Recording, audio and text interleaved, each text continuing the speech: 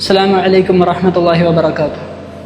അൽവാഹ ഫെസ്റ്റിൻ്റെ ഭാഗമായി നടന്ന എക്സ്പോയിൽ ഫലസ്തീനിൽ നടന്നുകൊണ്ടിരിക്കുന്ന യുദ്ധത്തെ ആസ്പദമാക്കിക്കൊണ്ട് തയ്യാറാക്കിയ ഒരു പുസ്തകം മാത്രമാണിത്. ഇൻഷാ അല്ലാഹ് ഇതിൻ്റെ വിശദീകരണത്തിലേക്ക് കടക്കാം. ആദ്യം ഇതിൻ്റെ പേര് പ്ലൂട്ടോ എന്നാണ് പേര്. ഈ പ്ലൂട്ടോ എന്ന പേര് ഇതിന് വരാൻ കാരണം ആദ്യം 9 ഗ്രഹങ്ങൾ ഉണ്ടാവുകയും പിന്നീട് അത് മാപ്പിൽ നിന്ന് മാഞ്ഞു പോവുകയും 8 ഗ്രഹങ്ങൾ മാത്രമായി ചുരുങ്ങുകയും ചെയ്തു. അതുപോലെ തന്നെ ഇപ്പോൾ ലോകത്തിൻ്റെ മാപ്പിൽ ഫലസ്തീൻ മാഞ്ഞു പോവുകയാണ്. ഇസ്രായേൽ മാത്രമായി അത് ചിത്രീകരിക്കുകയാണ്. ഈ ഫലസ്തീൻ ഇസ്രായേൽ സംഘർഷം 2023 ആരംഭിച്ചത്. അതിൻ്റെ ശേഷമുള്ള ചിത്രീകരണങ്ങളാണ് ഈ പുസ്തകത്തിൽ രേഖപ്പെടുത്തിയിട്ടുള്ളത്. 2023 ശേഷം ഫലസ്തീനിൽ നടന്നതും അവിടെ കൊല ചെയ്യപ്പെട്ടവരുടെയും കണക്കുകളും ആ ചിത്രങ്ങളും ആ വിവരണങ്ങളും മാത്രമാണ് ഇതിലുള്ളത്. ഞാനിന്ന് വന്നിരിക്കുന്നത് ഫലസ്തീൻ്റെ ഇസ്രായേൽ അധിനിവേശത്തിന് മുമ്പുള്ള അവസ്ഥയും ഇപ്പോഴത്തെ നിലവിലുള്ള അവസ്ഥയും അതിൻ്റെ ചരിത്ര പശ്ചാത്തലവും നിങ്ങളുമായി പങ്കുവെക്കാനാണ് ഞാൻ ഉദ്ദേശിക്കുന്നത്. 1948 ഇസ്രായേൽ രാഷ്ട്രം രൂപീകരിക്കപ്പെട്ടു. എന്താണ് അതിൻ്റെ ചരിത്ര പശ്ചാത്തലം? ഒന്നാം ലോക മഹായുദ്ധം വരെ തുർക്കി സാമ്രാജ്യത്തിനു കീഴിലായിരുന്നു ഫലസ്തീൻ അടങ്ങുന്ന ഭൂപ്രദേശം. എന്നാൽ ഒന്നാം ലോക മഹായുദ്ധത്തിൽ ബ്രിട്ടനെ ഒരു കൂട്ടം ജൂതർ സഹായിച്ചിരുന്നു. അതിനു ബദലായിക്കൊണ്ട് അവർക്കായി അഥവാ ജൂതർക്കായി ഒരു രാഷ്ട്രം സ്ഥാപിക്കാമെന്ന ബാൽഫർ പ്രഖ്യാപനത്തിലൂടെ ബ്രിട്ടീഷ് വിദേശകാര്യ secretary Arthur Balfour 1917 November 2 Balfour പ്രഖ്യാപനം നടത്തി. ഈ പ്രഖ്യാപനത്തോടു കൂടി 1948 ഇസ്രായേൽ രാഷ്ട്രം രൂപീകരിക്കപ്പെടുകയാണുണ്ടായത്.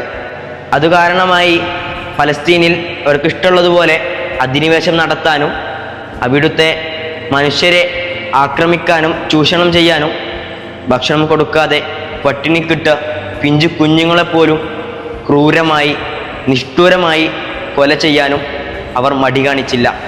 ഇത്തരത്തിലുള്ള യുദ്ധവും യുദ്ധക്കൊതിയും മനസ്സിൽ വെച്ച് നടക്കുന്നവരാണ് ഇസ്രായേൽ ജൂതരും അതിനെ പിന്താകുന്ന അമേരിക്ക പോലുള്ള ക്രൂര മനോഭാവമുള്ള രാഷ്ട്രങ്ങളും.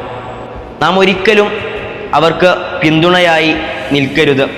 ഫലസ്തീൻ ജനതയ്ക്ക് ഐക്യദാർഢ്യം പ്രഖ്യാപിച്ചുകൊണ്ടാവണം നമ്മുടെ ഓരോ നിലപാടും.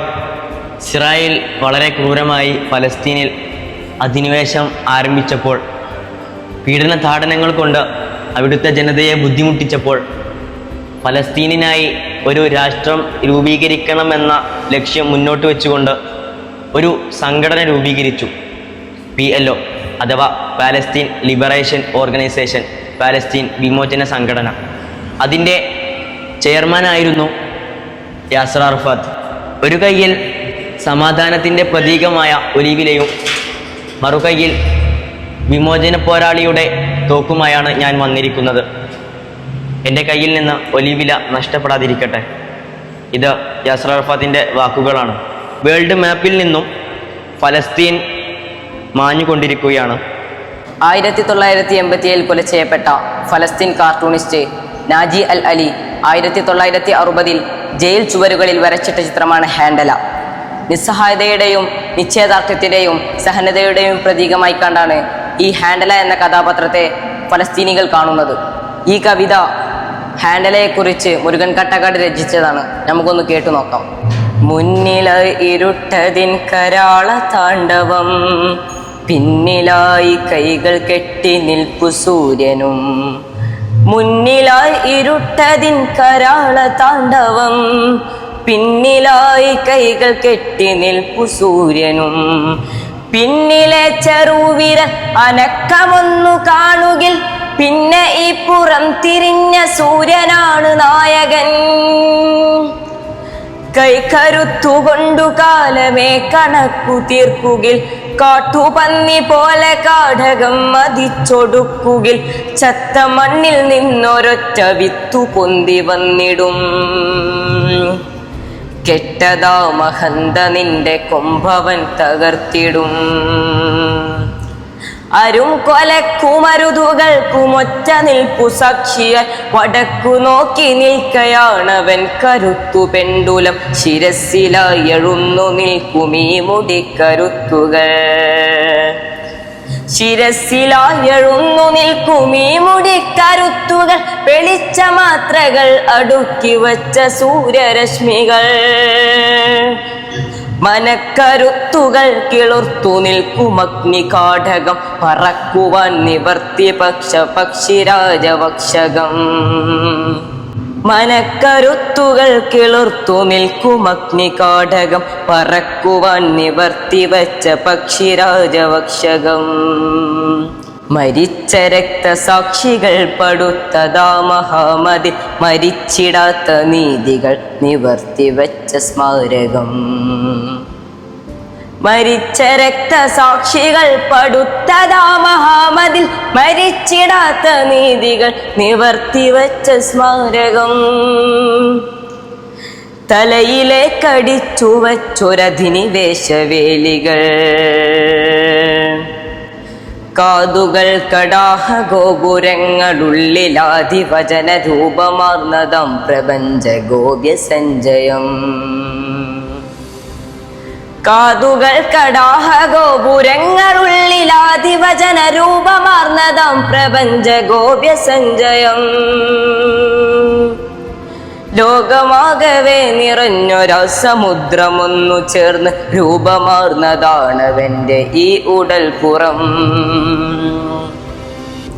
തുന്നലുള്ളതാം അവന്റെ വസ്ത്രമോ പരിസ്ഥിതി പൊള്ളലേറ്റ ഭൂമി തന്റെ വർത്തമാന തൽസ്ഥിതി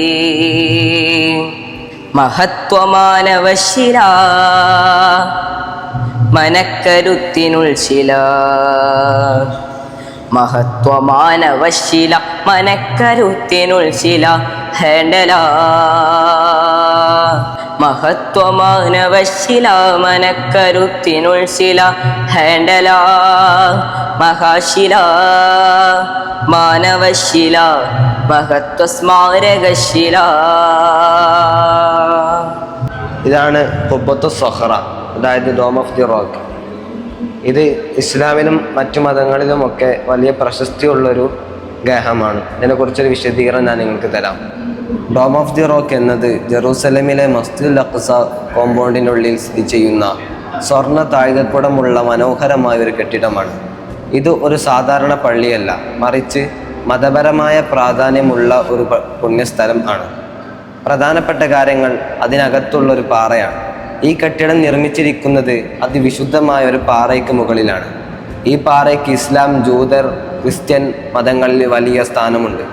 ഇസ്ലാമിൽ ഇതിൻ്റെ പ്രാധാന്യം ഇസ്ലാമിക വിശ്വാസം അനുസരിച്ച് പ്രവാചകൻ മുഹമ്മദ് നബി സല്ലല്ലാഹു അലൈഹി വസല്ലമ തങ്ങളുടെ ഇസ്രാ മിഅ്റാജ് യാത്രയിൽ ആരോഹണം ചെയ്തത് ഈ പാറയിൽ നിന്നാണ്. ഇസ്ലാമിന് ഇതിൻ്റെ പ്രാധാന്യം എന്നുള്ളത് ഇസ്ലാമിക വിശ്വാസം അനുസരിച്ച് പ്രവാചകൻ മുഹമ്മദ് നബി സല്ലല്ലാഹു അലൈഹി വസല്ലമ തങ്ങൾ തൻ്റെ മിഅ്റാജ് യാത്രയിൽ സ്വർഗത്തിലേക്ക് ആരോഹണം ചെയ്തത് ഈ പാറയിൽ നിന്നാണ്. ഇതിൻ്റെ നിർമ്മാണം ഉമയ്യദ് ഖലീഫ അബ്ദുൽ മാലിക്കാണ് CE 691 ഇത് നിർമ്മിച്ചത്. ലോകത്ത് നിന്ന് നിലവിലുള്ള ഏറ്റവും പഴക്കമുള്ള ഇസ്ലാമിക വാസ്തുവിദ്യയുടെ ഉദാഹരണങ്ങളിൽ ഒന്നാണിത്. ഈ കെട്ടിടം ലോകമെമ്പാടുമുള്ള മുസ്ലിങ്ങൾക്ക് വളരെ പ്രധാനപ്പെട്ടതാണ്. കൂടാതെ ജെറുസലേം നഗരത്തിൻ്റെ ഒരു പ്രധാനപ്പെട്ട ചിഹ്നം കൂടിയാണിത്.